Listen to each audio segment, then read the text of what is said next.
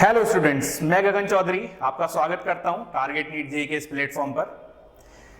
जैसा कि सभी नीट एस्पिरेंट तक ये इन्फॉर्मेशन पहुंच चुकी है कि आपके नीट के फॉर्म आ चुके हैं। फाइनली गवर्नमेंट ने आपके बारे में सोचा और नीट के बारे में उन्होंने डेट अनाउंस कर दी। तो आज हम कुछ पॉइंट्स डिस्कस करेंगे कि क्या सिलेबस है, क्या सिलेबस रिड्यूस हुआ है। जैसे हम पहले सोच रहे थे कि पहले जो जेईई है, जेईई में कुछ सिलेबस रिड्यूस की बात हुई थी, आपके जो बोर्ड्स के लिए अनाउंसमेंट हुआ था तब भी सिलेबस रिडक्शन की बात थी। दूसरा हम बात करेंगे पैटर्न के बारे में, क्योंकि एक पैटर्न बदला है नीट ने अपना, तो उस पैटर्न में क्या क्या चेंजेस आए हैं वो आपके लिए जानना बहुत ज़रूरी है। तीसरा कि एलिजिबिलिटी क्या है, एज को लेके बहुत सारे बच्चों में बहुत असमंजस रहता है, तो वो डाउट हम दूर करेंगे। तो आओ बच्चों शुरुआत करते हैं, बहुत ही इंफॉर्मेटिव होने वाला है ये वीडियो आपके लिए। तो सबसे पहले इंपॉर्टेंट डेट्स। तो आपके लिए जो नीट के फॉर्म है वो ऑनलाइन अवेलेबल है, आप केवल ऑनलाइन मोड में ही फॉर्म फिल कर सकते हैं और ये 13 जुलाई से 6 अगस्त के बीच में आप इसको फिल कर सकते हो। जो आपको ट्रांजैक्शन करना है, तो ट्रांजैक्शन के लिए लास्ट डेट है 7 अगस्त, राइट। जो फी है for general category 1500, reserve category OBC के लिए 1400 एंड SC ST कैंडिडेट के लिए 800 फी डिसाइड करी है नीट फॉर्म के लिए। उसके बाद है बच्चों कि अगर आपको कोई करेक्शन लग रहा है तो करेक्शन 8 अगस्त से 12 अगस्त के बीच में आप वो करेक्शन कर सकते हो, जो भी आपको अपने फॉर्म में करेक्ट कराना है। After that announcement of examination centre, ये होगा 20 अगस्त को। उसके बाद जो बहुत इंपॉर्टेंट बात है जो हमने यहाँ पे दिखाई हुई है वो है कि आप अपना एडमिट कार्ड कब डाउनलोड कर सकते हो। तो बच्चों वो अवेलेबल होगा 3 day before the examination, right. Exam date आपकी 12 सितंबर को अनाउंस हुई है एग्जाम डेट, और ये जो टाइम होगा ये होगा 2 PM to 5 PM, 3 आवर्स का आपका टेस्ट होने वाला है। तो ये कुछ इंपॉर्टेंट डेट्स मैंने आपके सामने रखी। उसके बाद बच्चों आप एज, ये इसके बारे में भी डिस्कस कर लें। कई बार बच्चों को बहुत ज्यादा असमंजस अपनी DOB के बारे में रहता है, डेट ऑफ बर्थ के बारे में रहता है। तो बच्चों इसमें क्या है, जनरल कैटेगरी के लिए जो आपकी मिनिमम एज की क्राइटेरिया है वो है बॉर्न ऑन और बिफोर 31/12/2004, यानी कि 31 दिसंबर 2004 से पहले का बॉर्न होना चाहिए। अब इसमें भी हमें कई बार रहता है कि फॉर्म फिलिंग के टाइम पे, एग्जाम देने के टाइम पे, एडमिशन के टाइम पे, तो मैं आपको बिल्कुल सिंपल वर्ड्स में बता देता हूं कि अगर आपने इस ईयर यानी कि 2021 में अपना 17th बर्थडे सेलिब्रेट कर लिया है या करने वाले हैं अप टू दिसंबर, तो आप एलिजिबल हैं। तो मिनिमम एज के लिए आपको 17th बर्थडे इस ईयर में 2021 में सेलिब्रेट करना जरूरी है। अगर हो गया है तो आप एलिजिबल है, और अगर आप 31 दिसंबर तक होने वाला है तब भी आप एलिजिबल है, राइट। अपर लिमिट है बच्चों 25 ईयर, ठीक है। तो लोअर लिमिट के लिए ज्यादा बच्चे कंसर्न होते हैं, बट अपर लिमिट भी है तो 25 ईयर अपर लिमिट होनी चाहिए। रिजर्व कैटेगरी के लिए 5 ईयर की रिलैक्सेशन है, राइट। अब उसके बाद की जो क्वालिफिकेशन है, एजुकेशनल क्वालिफिकेशन, वो क्या है। तो बच्चों आपको 12th है वो 12th पास होना चाहिए। आप इस बार 12th अपियरिंग है तो आप अप्लाई कर सकते हो, 12th आपने पास कर लिया तभी आप अप्लाई कर सकते हो। लेकिन जब आपका एडमिशन होगा तो एडमिशन के टाइम पे आपको 12th पास का सर्टिफिकेट शो करना पड़ेगा, राइट। उसके लिए परसेंटेज भी है, 50% for general category and 45% for reserve category. तो ये मिनिमम परसेंटेज की क्राइटेरिया है, राइट। आगे आते हैं बच्चों नेक्स्ट सिलेबस, जिसके बारे में हमें काफी ज्यादा उम्मीदें थी कि सिलेबस रिड्यूस करा जाएगा। तो बच्चों सिलेबस जो भी दिया है वो सिलेबस में रिडक्शन नहीं, जो भी सिलेबस दिखाया हुआ है वो वही सिलेबस है जो प्रीवियस ईयर तक था, बस सिलेबस को रैशनलाइज करा गया है। तो इसके बारे में आपको जानना बहुत ज्यादा जरूरी है कि ये कैसे रैशनलाइज करा गया है। एक्चुअली क्या है कि वेरियस स्टेट बोर्ड्स ने अपने सिलेबस को अलग अलग तरीके से रिड्यूस किया था। वैसे ही जो CBSE है, सेंट्रल बोर्ड, उसने भी अपना सिलेबस रिड्यूस किया था। कुछ लिस्ट उन्होंने जारी की थी, वो लिस्ट हमने देखी भी थी। तो लाइक उसी को फिर रैशनलाइज करने के लिए थोड़ा पैटर्न में चेंजेस आए हैं, तो वो जानना आपके लिए बड़ा जरूरी है। तो बच्चों पैटर्न जो रहेगा, अभी तक जो पैटर्न था नीट का, उस पैटर्न के according there was 3 section, physics, chemistry and biology.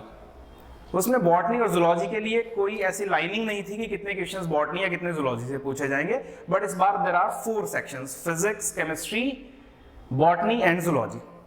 अभी तक क्या हुआ करता था बच्चों, 45 क्वेश्चन होते थे फिजिक्स, 45 केमिस्ट्री एंड 19 बायोलॉजी। अभी भी कहीं ना कहीं तो वही है, बट उस तरीके से नहीं है जैसे अभी तक हुआ करता था। तो ये हम जान लेंगे कि किस तरीके से चेंजेस आए हैं। तो बच्चों इसमें क्या है कि ईच सब्जेक्ट में जो 4 सब्जेक्ट्स हैं, उन ईच सब्जेक्ट में 2 सेक्शंस होने वाले हैं, section A and section B. Section A में होंगे बच्चों 35 क्वेश्चन और सेक्शन बी में होंगे 15 क्वेश्चन, राइट। अब ये 35 क्वेश्चन तो आपको पूरे अटेम्प्ट करने हैं, इसमें कोई चॉइस नहीं है 35 क्वेश्चंस में। बट रेशनलाइज करने के लिए, सिलेबस रेशनलाइज करने के लिए, या फिर एक और बात जो हम सोच रहे हैं, ऑब्वियसली वो एनटीए या फिर सीबीएसई या फिर नीट इस बात को डिस्क्लोज नहीं करेगा, बट जैसे लास्ट ईयर तक क्या था कि एम्स, लास्ट ईयर नीट के थ्रू ही एडमिशन हुए थे, बट एम्स एक ऑटोनोमस बॉडी थी और उसके पेपर का लेवल कुछ अलग आता था। बट जैसे लास्ट 2 ईयर से हमने देखा कि नीट का लेवल थोड़ा सा एनसीईआरटी बेस्ड हो गया है और बहुत ही इजी लेवल कर दिया गया है, जिससे कट ऑफ बहुत ही हाई चली गई है। लेकिन एम्स के लिए बिल्कुल अलग, बहुत ही अच्छे लेवल का पेपर आता था।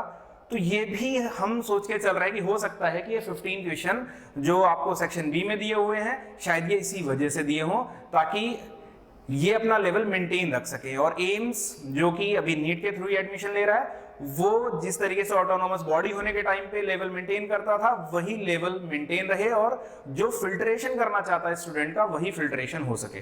तो इसके बारे में जानेंगे क्या इस 15 क्वेश्चंस का मतलब है। बच्चों इस 15 क्वेश्चन में आपको 10 क्वेश्चन अटेम्प्ट करने हैं, राइट। अब 10 क्वेश्चन अटेम्प्ट करने हैं। अब जैसे जेई में और नीट में थोड़ा सा फर्क समझना, यही अभी जो जेई मेंस का एग्जाम हुआ था वहां पे भी कुछ ऐसा ही था, there is choice of 5 questions. But वहां पे क्या था कि लाइक अगर आप 25 क्वेश्चन से ज्यादा क्वेश्चन अगर आप करोगे तो वहां पे आपको क्या करना था कि जैसे ही आप 26 क्वेश्चन करना चाह रहे थे तो वहां पे एक, क्योंकि वहां पे कंप्यूटर बेस्ड टेस्ट होता है, तो आपको पहला एक क्वेश्चन डिलीट करना था, तब आप 26 क्वेश्चन या 27 क्वेश्चन ऐसे अटेम्प्ट कर सकते थे। यानी कि आपके पास चॉइस केवल 25 क्वेश्चन अटेम्प्ट करने की ही थी। बट यहाँ पे जो टेस्ट होता है वो पेन पेपर बेस्ड होता है, आपको ओएमआर मिलेगी, तो इसमें क्वाइट पॉसिबल कि आपको नंबरिंग ये 50 क्वेश्चन की ही दी जाएगी ईच सब्जेक्ट। तो वहां पे आपको क्या करना है कि आपको 10 क्वेश्चन ही अटेम्प्ट करने हैं। लेकिन हो सकता है कि आप 11 क्वेश्चन, भाई हम गलती से भी कर सकते हैं, हमने नंबरिंग नहीं काउंट करी या कोई भी और दूसरा रीजन हो सकता है। तो अगर हम 10 क्वेश्चन से ज्यादा अटेम्प्ट कर लेते हैं तो आपके केवल 10 क्वेश्चन ही चेक होंगे। लाइक अगर आपने 11-12 क्वेश्चन करे हैं, सारे के सारे सही हैं, तभी आपको 10 क्वेश्चंस के ही मार्क्स अवॉर्डेड होंगे। बट अगर गलत हो जाते हैं तो जैसे मेंशन किया हुआ है कि there is negative marking for each incorrect question, तो it will fetch a -1 marks, right. तो आपको ये ध्यान रखना है कि आपको 10 क्वेश्चन ही अटेम्प्ट करने हैं। लाइक अगर आप 10 से ज्यादा करते हैं, सही है, तो बहुत अच्छी बात है, 10 ही चेक होंगे। बट अगर 10 से ज्यादा आपने कर लिए तो उस केस में आपको निगेटिव मार्किंग हो सकती है, आपको मिल सकता है। हालांकि इसके बारे में हमने कम्युनिकेट करने की कोशिश भी करी, एनटीए से हमने उनको मेल करा, तो उन्होंने एक जवाब दिया सीधा सा कि जब 10 ही क्वेश्चन अटेम्प्ट करने के लिए हमने बोला है, टाइम भी हम इतना कम देते हैं, तो आप ज्यादा की सोच ही क्यों रहे हो। तो ये उनका जवाब था। तो कहीं ना कहीं इस तरीके से उन्होंने डिस्क्लोज तो नहीं करा है मार्किंग स्कीम, बट उन्होंने मेंशन कर रखा है कि फॉर ईच इनकरेक्ट क्वेश्चन आपको एक -1 मार्क मिलेगा।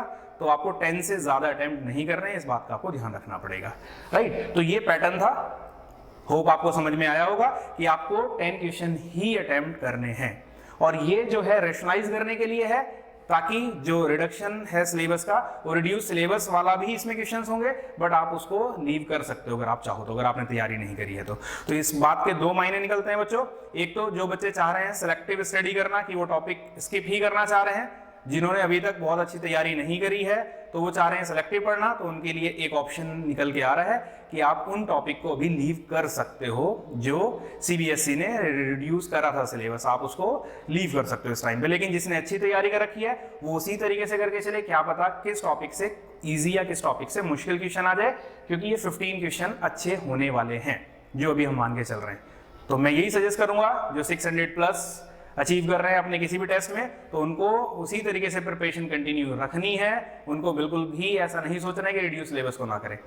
या फिर 600 के आसपास। लाइक अगर किसी ने भी प्रिपरेशन बहुत अच्छी नहीं करी है, 400-450 मार्क्स वाली प्रिपरेशन चल रही है और टाइम कम है, वो चाहते हैं कि सिलेबस रिवाइज हो जाए, अच्छे से रिवाइज हो जाए, कम करना पड़े, तो वो उस रिड्यूस सिलेबस को छोड़ सकते हैं।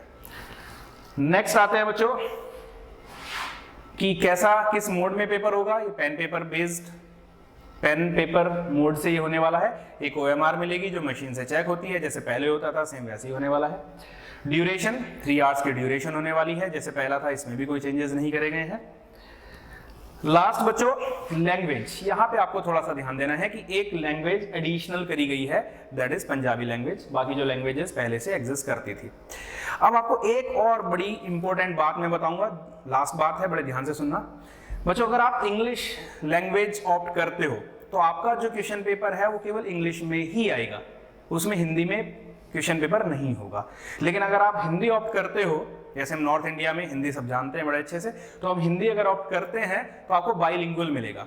तो मैं तो यही सजेस्ट करूंगा कि आपको हिंदी मीडियम में ही फिल करना चाहिए। उससे आपको बेनिफिट क्या है कि हिंदी और इंग्लिश दोनों में आपको पेपर मिल ही रहा है।